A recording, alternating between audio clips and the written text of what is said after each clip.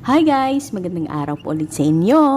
Nandito po ulit ang inyong Aling Hilda, nagbabalik. Kumusta po kayo guys? Kumusta po ang ating araw ngayon?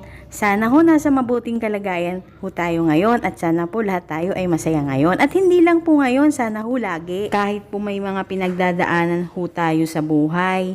Problema po sa financial, problema po sa pamilya, kahit anong klase pong problema yan. Huwag po tayong magpapadala sa problema. Problema lang po yan, tao tayo. At mayroon po tayong Panginoon na laging naandyan, handa po tayong tulungan. Kaya wag po tayong mawawalan ng pag-asa dahil lahat po yan ay may katapusan. Kaya laban lang po tayo guys, wag po tayong magpapadala dyan. Isang comment nga po dyan ng laban guys. Siya nga po pala guys, nandito po tayo ngayon sa Antipolo. Siguro kahit hindi ko na po banggitin kung saan yung lugar na to ay alam nyo na po dahil sa nakikita nyo pong hanging bridge. Dahil ang lugar po na ito ay isa sa mga dinadayo po dito sa Antipolo. Nandito po tayo ngayon sa Cloud9 guys. Kasama ko po yung kapatid ko na si Arian at yung ate Ria ko po. At yan nga po ang hanging bridge guys. Mamaya tatawid ho tayo dyan. Sa ngayon, mamamasyal po muna tayo. Lilibutin po muna natin ang buong Cloud9. At kung nakikita nyo po, mayroon po dito nakalagay na Antipolo History. At may nakalagay po na mga picture, lumang picture, tsaka mga lumang paintings. At hindi lang po yan guys, mayroon din po ditong mga kainan. Kung sakali man magutom kayo sa inyong paglilibot-libot na kagaya ko ay gutumin, hindi na ho kayong mahirapan maghanap ng kakainan dahil mayroon din ho dito. At kung napapansin nyo po guys ay nandito po tayo sa parang balcony dahil aabangan ho natin ang sunset guys. Ang sarap pong tumambay dito guys, ang ganda po ng tanawin, sigurado pong marirelax ka. First time ko nga pong pumunta dito guys ngayon. Ang dami hong tao, nag-aabang din ho sila ng sunset. At ayan na ho, unti-unti na ho siyang nagpapakita. Ayan na po guys, ang ganda po, 'di ba?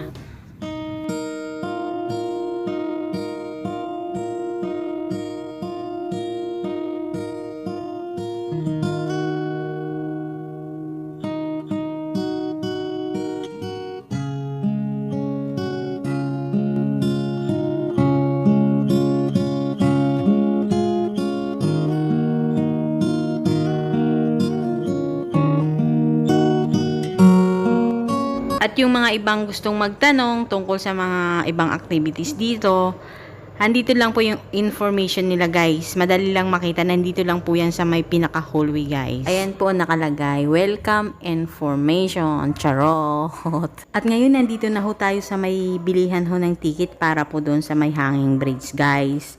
100 pesos po isa. Dahil tatlo po kami, kumuha po ako ng tatlo. Bali 300 po ang aking binayaran guys. Tara ho, pila na ho tayo. Samahan nyo kami guys. Sundan nyo lang ho yung nakaputi na yan. Ayan po. Yung nakaputi ng damit at nakabag na nagmamaganda, charot. Tara po, hanapin na ho natin ang entrance. Sumunod lang ho kayo dito sa babaeng nakaputi na to na nagmamaganda at may kasamang dalawang nagmamaganda din, charot. At pagpasok nga po natin dito sa loob, papunta po sa pila doon sa may hanging bridge guys. May madadaanan ho tayong naka-display ditong lumang kagamitan katulad ho ng palayok at iba-iba pa po. Sa tingin ko siguro mga antik na ho ito kasi parang mga luma na po. Pero ho ang gaganda, ako ho kasi mahilig ho ako sa mga lumang gamit. Kasi ho ang titibay yung mga lumang gawa. Kaya ako gusto kong mag-ipon ng mga ganun eh. Naka-3 liko ho ata kami guys bago ho namin narating yung pinakapila po papuntang hanging bridge. Pero okay lang ho yun kahit ilang liko kung ganito din naman ho kaganda ang madadaanan natin. Oks lang ho yun guys.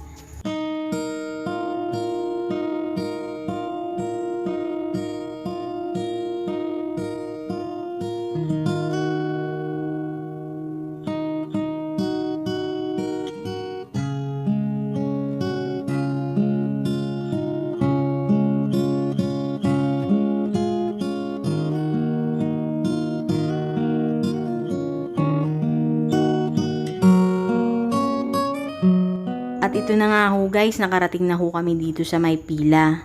Ang dami hong tao guys, ang dami hong tatawid.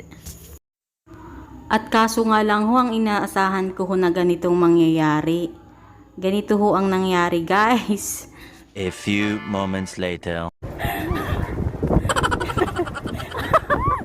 Dali!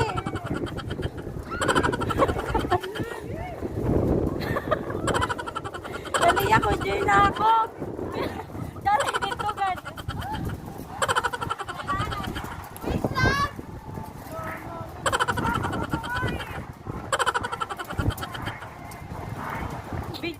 Nakakakaba po palang tumawid, guys. Yung akala mo makakakuha ka ng magandang view ay hindi pa po pala pag ikaw na ang tatawid. Dahil yung feeling mo ay mahuhulog ka. At parang tataob ang tulay na tinatawiran mo. Kaya ho ang ginawa ko, hinawakan ko na lang ho ang cellphone ko at baka mahulog pa, wala na tayo nitong gagamiting pang vlog. At ito, dito na lang ho ako nagmaganda dahil kanina hindi ho ako naka-aura. Dito na lang ho ako ng video guys. Pagpasensyahan nyo na po dahil gutom ako ngayon at kung ano-ano na ho ang nasasabi ko. Pero kung pupunta po kayo dito sa Cloud9, itry nyo hong tumawid kasi hindi ho makukumpleto yung araw nyo pagpunta dito kung hindi nyo may experience yun. Masaya po, masaya. Pag nakadating na ho kayo dun sa may bahay, yung tatawiran, mag-i-stay ho kayo doon, may limit lang, 10 minutes lang. Hindi ko na nga ho nakunan nung video yung nasa tuktok na ako kasi in-enjoy ko ho ang view, ang ganda ho kasi ng view, nagmuni-muni po ako. Nakaupo lang ako habang nanonood po sa mga tumatawid. At ito nga ho, pabalik na ho kami. Pagbababa po, hindi na ho kayo dadaan dun sa may hanging bridge, may hagdan na po pababa. At ito nga ho yung dalawa kong kapatid, magpipicture-picture daw po muna sila. Pagkatapos po nilang magpicture-picture ay kakain na ho kami. Kasi alas 8 na ho ata ito ng gabi at nakakaramdam na din ho kami ng gutom. Lalo na ho ako, nagrereklamo na ho yung mga alaga ko sa tiyan. Ako ho talaga gutumin. Kaya hindi po nakapagtataka kung bakit po ako sexy eh. At ito na nga po guys, nakarating na nga po kami dito sa pagkakainan namin. Naka-order na din ho kami ng kakainin namin. Syempre, pag tungkol po sa pagkain, hindi ho talaga tayo magpapahuli. Kailangan umorder ho agad tayo.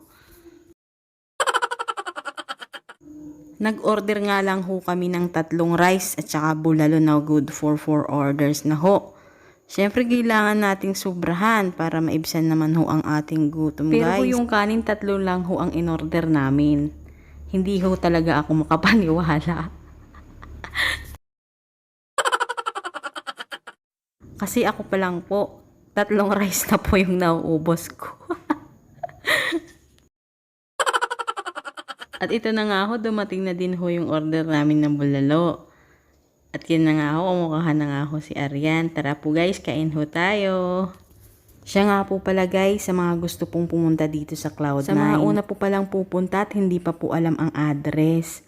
Ang Cloud9 po ay matatagpuan sa Barangay 23 sa Sumulong Highway sa may Antipolo po. At kung manggagaling po kayo sa Cubao, isang sakay lang po kayo dito. At yung pila po ng mga jeep na sasakyan po dito, malapit lang po yung mga paradahan sa may SM Cubao po. Diretso na po siya dito at 40 lang po yung bayad mula Cubao hanggang dito po sa Cloud9. Sabihin nyo lang po nasa Cloud9 lang ho kayo kasi nasa gilid lang ho siya ng kalsada. At sa harap po mismo kayo ng Cloud9 ibababa guys. At pag nakadating na po kayo dito, pwede na po kayong dumiretso pumasok dahil wala ho siyang entrance guys. Depende na lang ho kung tatawid ho talaga kayo doon sa may hanging bridge, magbabayad kayo ng 100. Yun lang po ang magagasto nyo. Pero kung mamamasyal lang ho kayo, wala hong bayad. At ang bukas po nila ay 9 AM hanggang 11 PM, Monday to Sunday po guys. At kami po, pumunta po kami dito mga hapon na ho, mga alas 2 at nakauwi kami 10 PM na po. Hindi naman ho mahirap sumakay kasi madami pa din pong mga sasakyan papuntang Cubao guys. Paglabas nyo ho sa labas ng Cloud9, nandun na ho yung mga jeep, may nag-aabang na ho sa labas. Kaya hindi ho po talaga mahirap pumunta dito at saka umuwi po. Kaya marirecommend ko po siya sa inyo na magandang pasyalan guys. Lalo na po sa mga nagbabanding-banding na magkakapatid, magkakaibigan, boyfriend, girlfriend, lahat na po. Dahil hindi po siya mahirap puntahan at di po siya mahirap hanapin at wala pong problema sa sasakyan na papunta at pauwi dahil marami po kayong sasakyan. Wala ho talagang kahasil-hasil guys. 101 I recommend Cloud9. Kung gaano ho kayo kaganda pumunta, ganon din ho kayo kagandang uuwi guys.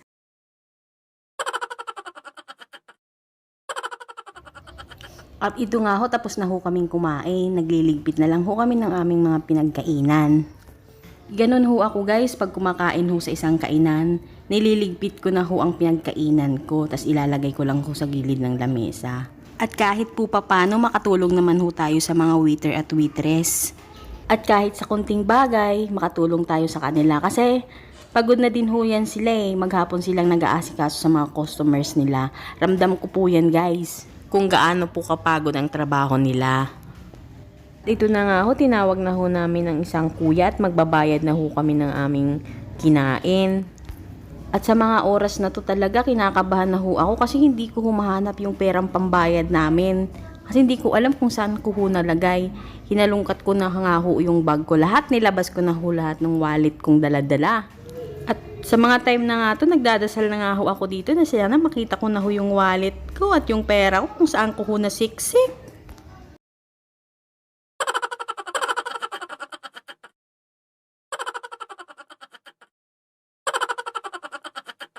Sa totoo lang ho guys, sa sobrang kaba ko ho dito, tinawag ko na ho talaga lahat ng santo. Kasi mamaya ho, bigla na lang ho nakita namin yung mga pagmumukha namin sa EDSA.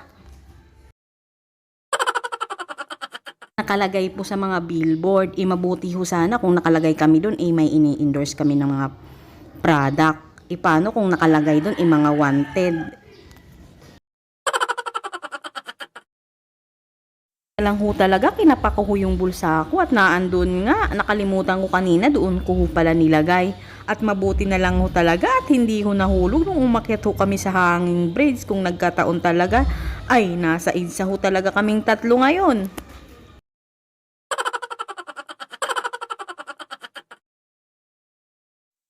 At ito nga po guys, din na ho ito ng gabi at pauwi na din ho kami. Mayroon pa din hong mga tao. At mayroon pa po hong tumatawid doon sa bridge. At ito nga ho yung view ng hanging bridge pag gabi guys, may ilaw. Ang ganda hong tingnan. May mga tumatawid pa din ho kahit gabi na. Bye bye po guys. Yung nga po pala, marami pong salamat sa 454 subscribers ko po. Marami pong salamat sa inyo. Sana ho hindi ho kayong magsawa sa panonood ng mga vlogs ko. Masaya ho ako kahit nakikita ko sa mga views ko na minsan 50, 100, at least kahit papano may nanonood pa din ho sa akin. Masaya na ako sa ganon. Kasi tiwala po ako na darating po yung araw na marami pong manonood sa mga videos ko. Hindi man ngayon, pero alam ko darating po yun. Kaya sa mga nag-vlog ngayon, nakagaya ko na hindi gaanong maraming views, wag din ho kayong tumigil mag-upload. Kasi wala naman hong nag-umpisa sa vlogs na sikat agad. Katulad nila Kong TV, nila Zainab. Maliban na lang ho talaga kung celebrity ka. Sige na ho guys, bye-bye na po. I love you po sa inyong lahat. Ingat po kayo lagi. Bye-bye, love you guys.